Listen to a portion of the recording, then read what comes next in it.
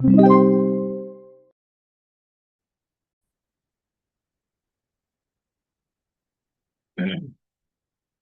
so next, a coffee pot with a circular bottom taper uniformly to a circular top with radius half of the base.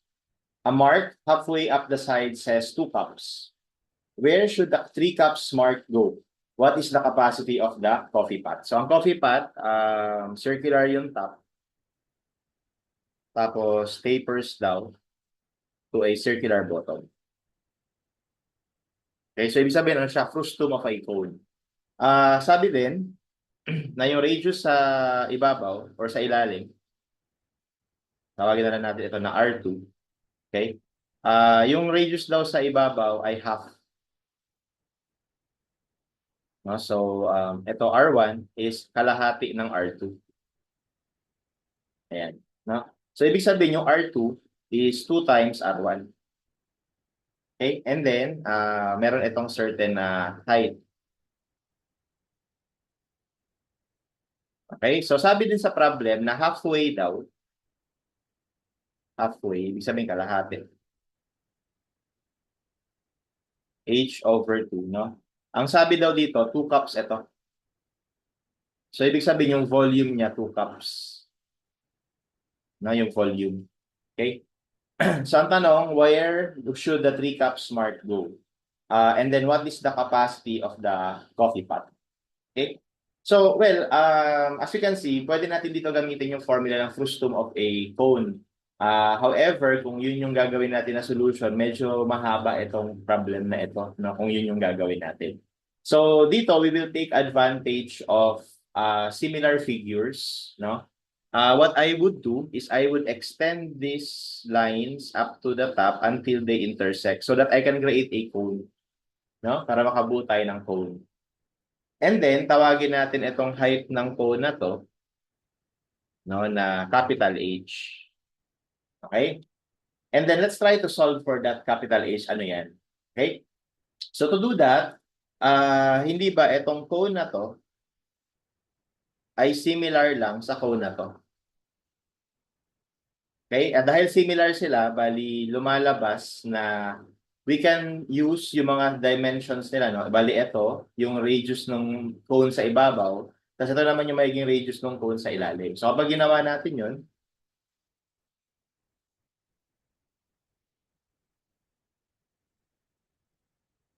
okay, yung radius ng cone sa ibabaw ay tinawag natin na R1.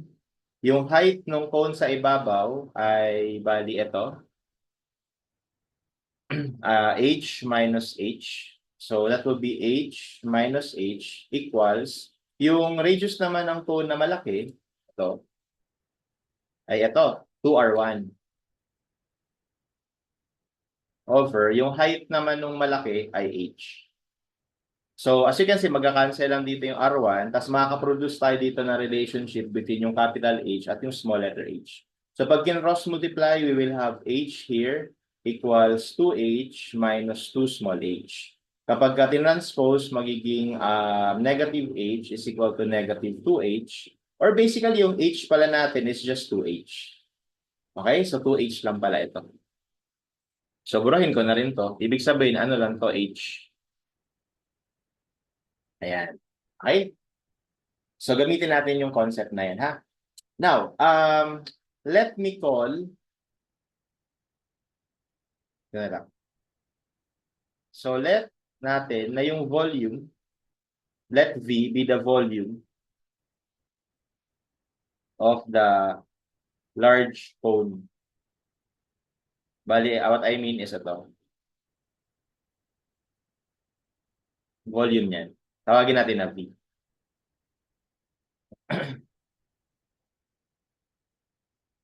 Okay? And then, let's have this cone. Yung hanggang dun sa kung nasaan yung 2 cups, no? Tawagin naman natin, actually ano ma-define na natin na yung volume ngayon ng yellow cone is V minus 2 cups, no? Volume of the cone na yellow. Okay? Kasi ang volume nito is basically yung volume ng malaki, which is tinawag ko na V, minus yung volume nito, which is 2 cups. Diba? Ayan. And then here, we will try to apply ratio and proportion. No? So, pero kailangan ko muna, I think we can do this by using the altitude. No? So, hindi ba kung ito ay h over 2, lalabas na itong height naman ng yellow na cone ay 2h.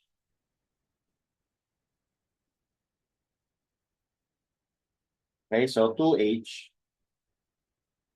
2 na lang ito, 2h minus 1 half. So 3 halves yan, no? 3 halves ng h. Okay? So therefore, we can say that V, yung volume ng malaki over yung volume ng yellow ay equal lang sa altitude ng malaki, which is 2h, over yung altitude naman ng yellow, which is 3 over 2h. However, take note, we are now taking ratio proportion by volume. So dapat yung mga dimension i-cube natin. Okay, so magka-cancel ito. And we will have a relationship between this. Or actually, we can solve for the volume V. No? So we have x over x minus 2.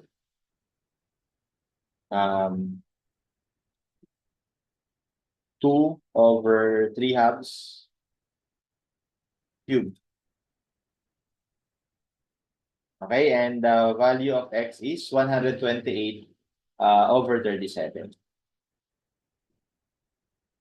Pero linawin ko lang, hindi ito yung volume ng pot, no? Kasi ito yung volume ng binuo ko na cone. Okay, so yan yun. So meron na tayo ng volume V. So now, we will try to solve for the volume, height, kung saan merong, sabi sa problem, 3 cups. So assume natin, syempre nasa bandang itaas yun. Assume natin na nandito yung 3 cups. Ngayon ko lang red. Assume natin na nandito yung 3 cups.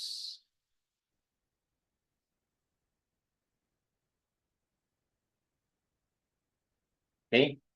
So, kung nandiyan ang 3 cups, bali, ito yung height ng 3 cups.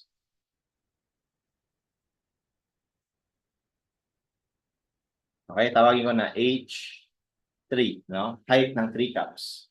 So, ibig sabihin, kapag bubuuhin naman natin itong cone na to sa itaas, ang magiging height ng cone na yon is 2H minus H3. Okay, ang goal natin ma-solve yung H3 na yan. Okay? So, again, similar figures. Similar naman natin yung malaki sa green na cone. No? Yung malaking cone, ang volume ay V. Yung green na cone, ang volume niya is yung malaking cone minus yung 3 cups. Equals yung mga altitude. So, yung altitude nila ay sa malaking cone, hindi ba 2H?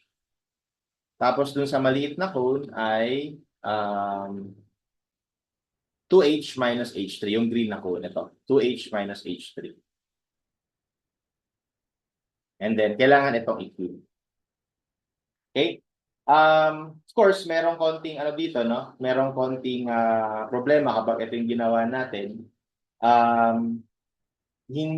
Although meron tayo ng V, ang mangyayari is kapag naka-cube kasi ito, mag-expand siya, no? Into a polynomial, no? Which is we do not want it to be too complicated in that matter. So what we will do is we will apply yung iba pang properties ng code.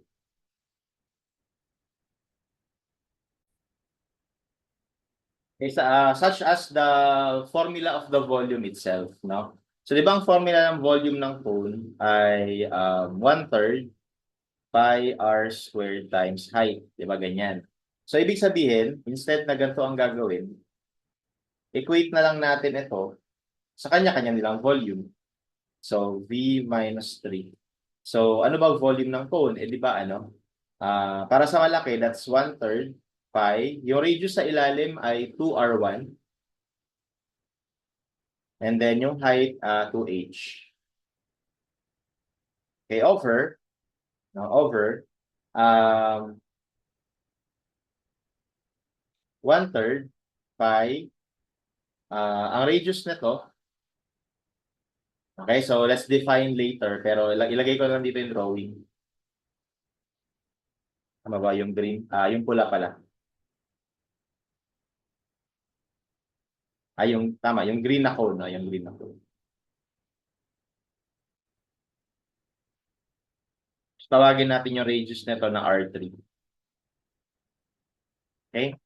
So, pi R3 squared times, ito na yung ano natin, yung height natin na 2h minus h3. Pero ang isa sa magandang gawin, wag muna natin pala siyang gawing 2h minus h. Tawagin na lang muna natin ito na y, no, para hindi nakakalito. So, y, ayan.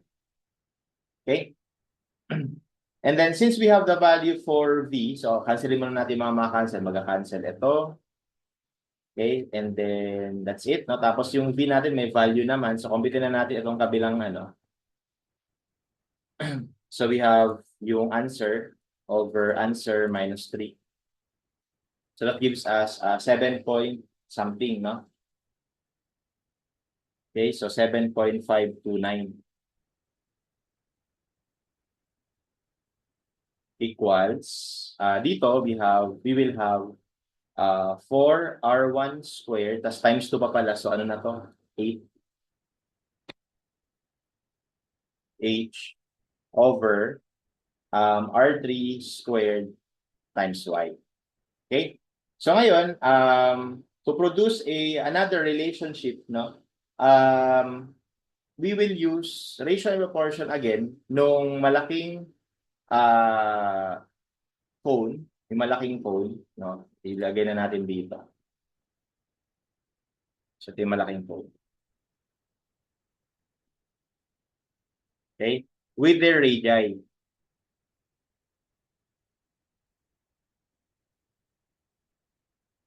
Di ba ito tinawag ko for the meantime na y. Tapos ito yung ano natin, 2h. Okay, tapos ito naman yung radius sa ilalim, r2, na equal lang sa 2r1. So pansinin niyo na itong triangle na to is similar or di kaya mag-drawing tayo ng another line dito. Ayan. So pansinin niyo na itong triangle na to ay similar sa triangle na to. Okay, so we can do ratio and proportion. So using that, we will have R3 is to Y equals 2R1 is to 2H. So magka-cancel lang yung 2. So therefore, we can solve for na magandang isolve. R3 na lang. R3 in terms of the other variables. So we have R1 Y over H.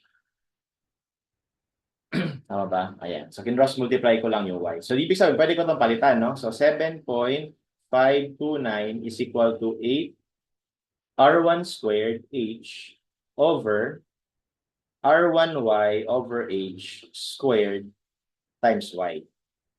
Okay? And then, kapag sinimplify natin yan, magiging 8 R1 squared H over R1 squared, Y squared over H squared. Tapos itong Y, may times Y pa dito eh. So magiging Y cube na to. Okay, tapos yung itong H na to aangat sa ibabaw. Kaya magiging H cube yung ibabaw. Tapos magka-cancel na tong R1 squared. So we will be left with 7.529 equals 8 H cube over Y cube. So dito magkakaroon tayo ng relationship ng H at ng Y. Alright? So, solve natin yung relationship nila. Bali, cross-multiply ko lang. So, 7.529 y cube equals 8h cube.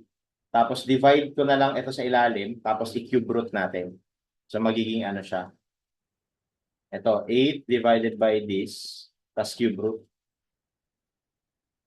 Ayan. Pero maganda siguro, ito na lang. Cube root of 17 over 16. Okay, so yun yung magiging value ng y. No? Yun yung value ng height nito sa 3 cups. Pero ang hinahanap kasi natin, itong sa kabila. Ito. No? So anong height yan? Yung nasa kabila. Okay, so to solve for that, balik lang tayo sa original figure. So hinahanap natin itong h3. So di ba yung h3 nga is 2h minus, yung y ay equal sa 2h minus h3. Sorry, nakalimutan ko. May h dito ha. Ayan, kasi andun yun, no? So 2h minus h3. So therefore dito, ma-define natin kung ano yung h3. So h3 is just 2h minus itong cube root na to. So bali yung cube root nito, ito na yun, no? So 2 minus that. So 0.97 or 0.98 na lang of h. Okay? And dito, may sagot na tayo. Kung titignan nyo, ibig sabihin, this means, di ba yung h natin is yung height ng pot? Ito. So, ibig sabihin, yung 3 cups means 98% from the bottom.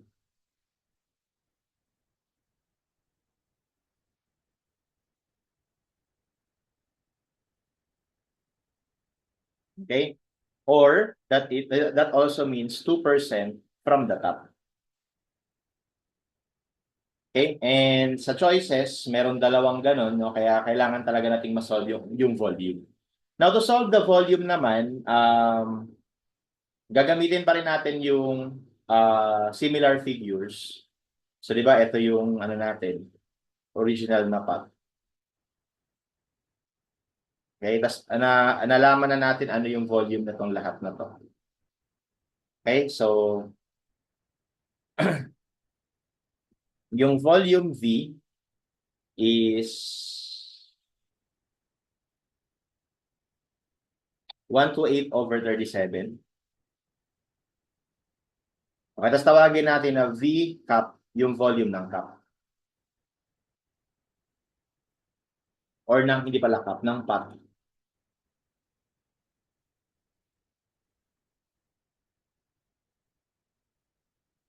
Okay? So, ito yung volume ng pot. Okay? So, as you can see, yung volume nito ay ito. Tapos, ang volume nito will be V minus V of the pot. Di ba? Okay, and then alam naman natin na ito ay merong altitude na 2h, tapos ito ay merong altitude na h. So using similar figures ulit, we have 128 over 37 is 2. 128 over 37 minus yung volume ng pot equals, kailangan i-cube, yung total ay 2h, tapos yung sa ilalim ay simply h cube. So from here, we should be able to calculate the volume of the pot.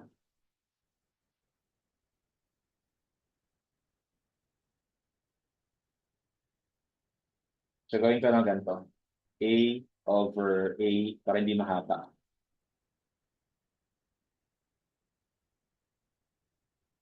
So 2 cube lang to. So 128 over 37. Okay, so that gives me 3.027. Or tingnan natin. May fraction siya. Mixed fraction niya is 3 and 1 over 37.